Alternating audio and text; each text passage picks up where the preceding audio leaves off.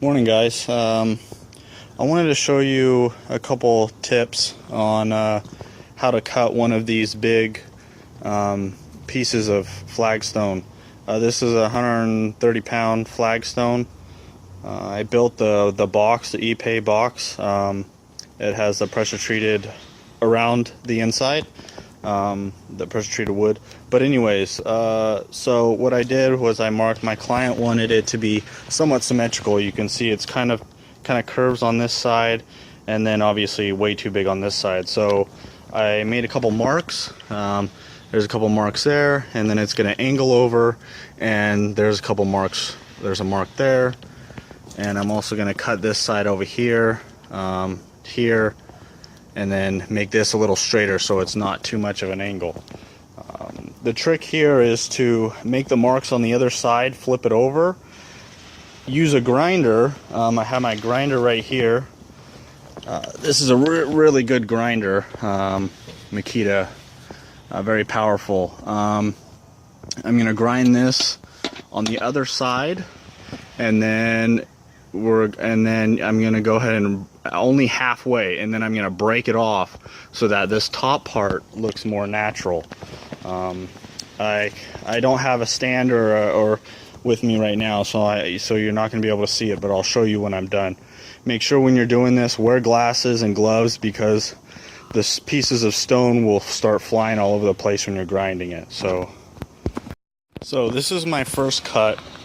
You can see how it's pretty straight, and you can see how right here it's flat.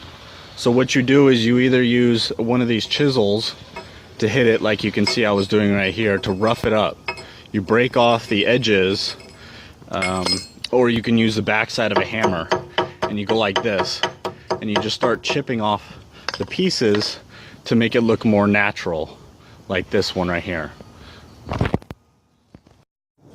Alright, so that took about 15 minutes. You can see how more natural it looks, the cut. It's not straight.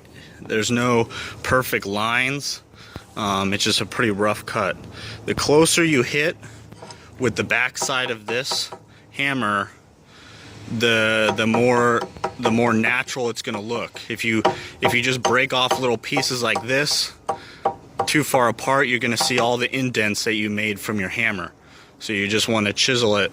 Even a roto hammer. If you have a roto hammer, I have one of those too, but this is too small of a rock to do it to. But if you have one, a big rock that you want to sculpt, it's pretty much, you know, you're just chiseling it with a roto hammer. That'll work too.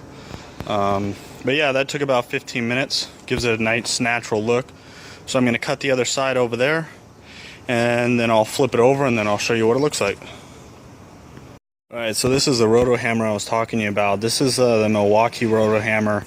I really like this tool. It works great. I use it to dig holes for trees, dig around roots when I'm pulling out tree stumps, and jobs like this where I'm going to be roughening this side up right here. So you can see how straight it is, how it looks, and give it about 15 minutes and I will break it up.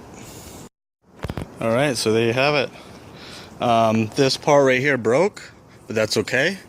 That's why I did it from the back side instead of doing it from the front. So that's pretty much how the piece looks now. So it's somewhat square, somewhat even on both sides. I'm going to go ahead and flip it over and then put it back on the box, and you can see how it looks. So I still need to stain the wood, the Ipe. I'm going to stain that. And plant the plants in the back, add some LED landscape lighting to the Buddha right there. But you can see the stone, now that I flipped it over, turned out quite nicely. Not too straight. If she wanted me to cut it a little bit rougher, I could have broken some more pieces off right here. But it's pretty much even with this side over here. So yeah, and that's it.